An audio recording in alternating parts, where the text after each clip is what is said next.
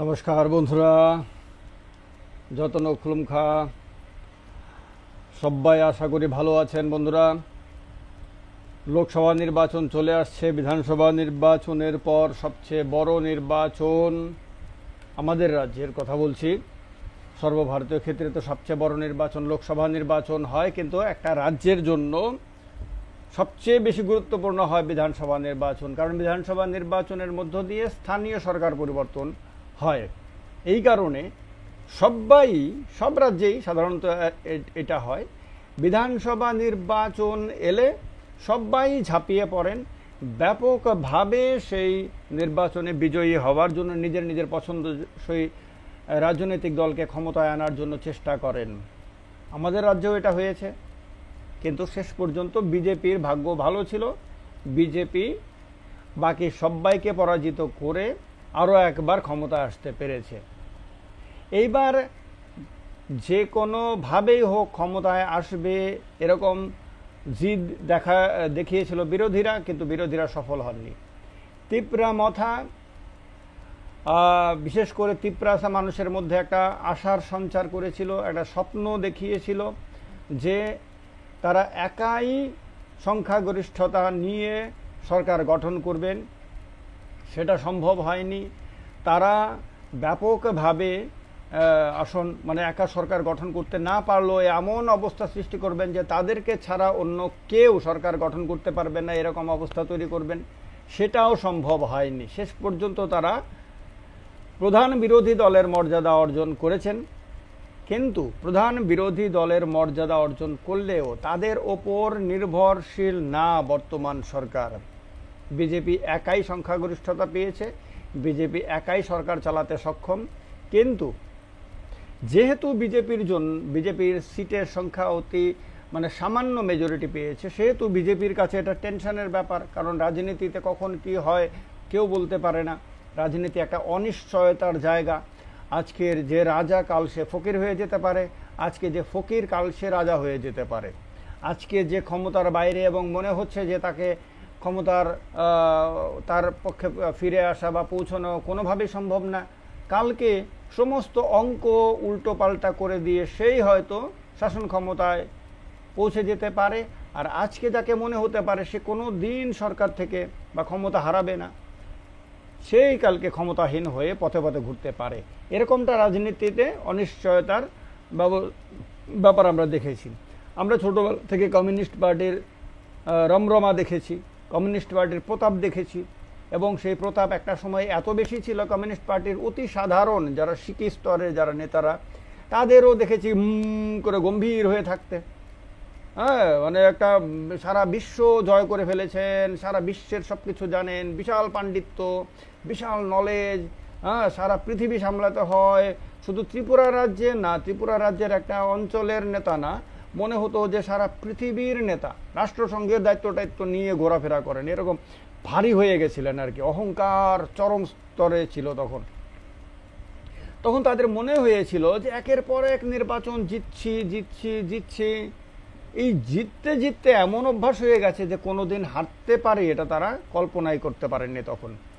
ফলে তারা নিজেদেরকে পার্মানেন্ট ধরে নিয়েছিলেন। এই পার্মানেন্ট ধরে নেওয়া থেকে তাদের মধ্যে একটা অহংবোধ চলে আসে, অহংকার বোধ চলে আসে, এবং এই অহংকারের পতন কিভাবে হয়েছে সবাই দেখেছে। এখন এই অহংকারটা একটা সময় কংগ্রেসের মধ্যেও ছিল। কংগ্রেসও ভারতবর্ষে সব রাজ্যে রাজত্ব করেছিল, দীর্ঘদিন ভারতবর্ষের কেন্দ্রে রাজত্ব করেছিল। তখন কংগ্রেসেরও বহু নেতা কর্মীর মধ্যে অহংকার চলে এসেছিল, কংগ্রেস ছাড়া দেশ চলবে না, কংগ্রেসই একমাত্র। কংগ্রেসের এই শিকি নেতাও ভাবতো যে তাকে ছাড়াও তার এলাকা চলবে না। তো এই অহংকার যখন যার যার মধ্যে এসেছে, তখন তারই পতনের রাস্তা তৈরি হয়েছে। তো আজকে বিজেপির মধ্যেও অনেকের মধ্যে প্রচণ্ড অহংকার, একদম সর্বোচ্চ স্তর থেকে গ্রাসরুট লেভেল পর্যন্ত অনেকের মনে হচ্ছে যে এই ক্ষমতা হয়তো দীর্ঘদিন আমাদের কাছেই থাকবে বা চিরদিন আমাদের কাছেই থাকবে, তাদের কাছে থাকবে। এই অহংকারটা তিপ্রামথারও কারোর মধ্যে দেখা দিয়েছে বলে অনেকের মন্তব্য। তিপ্রামথাও নির্বাচনের আগে ধরে নিয়েছিল যে তিপ্রামথা একাই ক্ষমতায় আসবে, তাকে কেউ আটকাতে পারবে না, সে ত্রিপ্রাসাদের ভোট পাবে, বাঙালিদের ভোট পাবে, মুসলিমদের ভোট পাবে, মণিপুরীদের ভোট পাবে এবং হিন্দুস্তানিদের সবার ভোট পাবে, সবগুলি ভোট একসাথে করে মেজরিটি পেয়ে যাবে। ব্যাস, মেজরিটি পেয়ে গেলে ক্ষমতা চলে এলো। এই রকম তখন একটা অহংবোধ চলে এলো। এখন কি হলো? এখন নির্বাচনের পর তিপ্রামথা যেহেতু এখন প্রধান বিরোধী দল হয়েও সে মানে ঠিক করতে পারছে না সে বিজেপির সঙ্গে যাবে না সিপিএম কংগ্রেসের সঙ্গে যাবে না ইন্ডিপেন্ডেন্টে থাকবে, কারোর সঙ্গে জোট বাঁধবে না একা ফাইট করবে। এখন একটা দোদুল্যমানতার শিকার হয়ে আছে তিপ্রামথা, যার ফলে না আন্দোলন করতে পারছে জোরদারভাবে, না মিনমিনিয়ে থাকতে পারছে, কারণ সেক্ষেত্রেও নানানজন খোঁচা দিচ্ছে। একটা সাংঘাতিক একটা সিদ্ধান্তহীনতার মধ্যে তিপ্রামথা পড়েছে বলে মনে হচ্ছে। বারবার ঘোষণা করেছিল তিপ্রামথা দলের তরফ থেকে যে ইন্টারলকিউটার আসবে, কখনো বলেছিল যে 27 তারিখ, কখনো বলছিল কয়েকদিনের মধ্যে, 3-4-5 দিনের মধ্যে, কখনো বলছিল 8 তারিখ আসবে। এইরকমভাবে বিভিন্ন সময়ে বিভিন্ন দিনের কথা বলে দেখা গেছে যে কোনোটাই ফলেনি। ফলে তিপ্রামথার নেতারা হাসির পাত্র হয়ে গেছেন, এগুলো নিয়ে মানুষ ব্যঙ্গ বিদ্রুপ করতে শুরু করেছে। এখন আর ইন্টারলকিউটারের কথা বললে আর মানুষ পাত্তাই দেয় না, হাসে। তারপর ককবরকের কথা এলো, গ্রেটার ত্রিপুরাল্যান্ডের কথা ভুলে গেল। কি গ্রেটার ত্রিপুরাল্যান্ড নিয়ে এখন আর কোনো আলোচনা হয় না। আলোচনা না হওয়ার ফলে এখন ককবরককে তুলে আনার ফলে অনেকে মনে করছে গ্রেটার ত্রিপুরাল্যান্ড হবে না বুঝতে পেরে, ইন্টারলকিউটার আসবে না বুঝতে পেরে, আর কোনো রাস্তা নেই, তার কারণে এই ককবরকের কথা বলছেন। ককবরক অনেক পুরনো ইস্যু। ককবরকে রোমান হরফ ব্যবহার করা হবে না বাংলা হরফ ব্যবহার করা হবে, সেটা অনেক আগে থেকে এটা একটা ইস্যু, কিন্তু এই ইস্যুটা চাপা পড়ে ছিল। এখন হঠাৎ করে আবার এই ইস্যুটাকে তুললো কেন? কোনো না একটা কোনো ইস্যুকে, যেহেতু মূল ইস্যুটা, প্রধান ইস্যুটাকে নিয়ে যেহেতু আন্দোলন করতে পারছে না, এই অবস্থাতে আজকের দিনে বড় প্রশ্ন হয়ে দেখা দিয়েছে যে লোকসভা নির্বাচনে তিপ্রামথা কি করবে।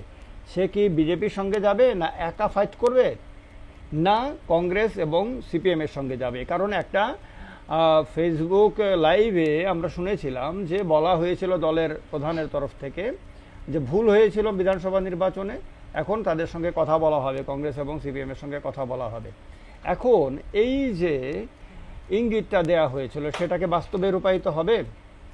যদি হয় তাহলে আগামী লোকসভা নির্বাচনে 3 দলের জোট হবে, না বিজেপি তিপ্রামথার জোট হবে, না তিপ্রামথা একা এই দুটো আসনে ক্যান্ডিডেট দেবে?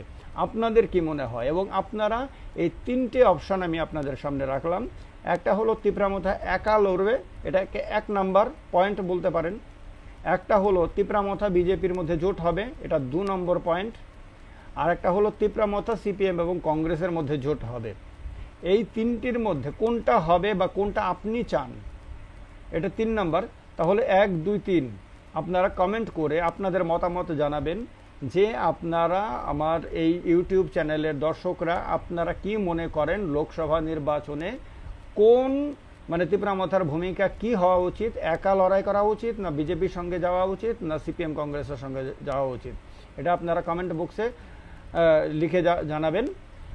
এটা অত্যন্ত ভাইটাল কোশ্চেন আজকের ডেটে, কারণ লোকসভা নির্বাচন আর বেশি দূরে নাই, একদম সামনে চলে এসেছে। আগামী কয়েক মাসের মধ্যে দেখবেন ঢাকঢোল পেটানো শুরু হয়ে যাবে। পুরনো প্রস্তুতি নির্বাচন কমিশনের শুরু হয়ে গেছে অলরেডি। আর বিভিন্ন রাজনৈতিক দলেরও তৎপরতা আপনারা দেখতে পাচ্ছেন। একদিকে বিজেপি বিভিন্ন মিটিং টিটিং সভা টভা করতে শুরু করে দিয়েছে, বিরোধী দলগুলো 23 তারিখ পাটনাতে সমবেত হচ্ছে, বিভিন্ন নেতারা এর সঙ্গে ওর সঙ্গে মেলামেশা শুরু করে দিয়েছেন।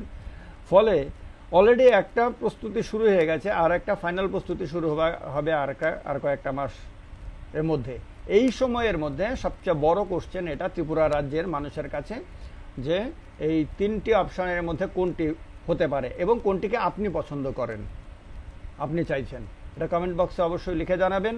আর আমার এই ইউটিউব চ্যানেলে মেম্বারশিপ অপশন শুরু হয়েছে ইউটিউবের কল্যাণে। আপনারা জয়েন বাটনে ক্লিক করে আপনারা মেম্বারশিপ নিতে পারেন।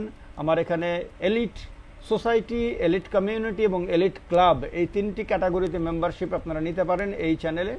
আপনারা চ্যানেলের জয়েন বাটনে ক্লিক করে আপনারা মেম্বার হতে পারেন, আমার এই ইউটিউব চ্যানেলের সঙ্গে আপনারা সরাসরি যুক্ত হতে পারেন।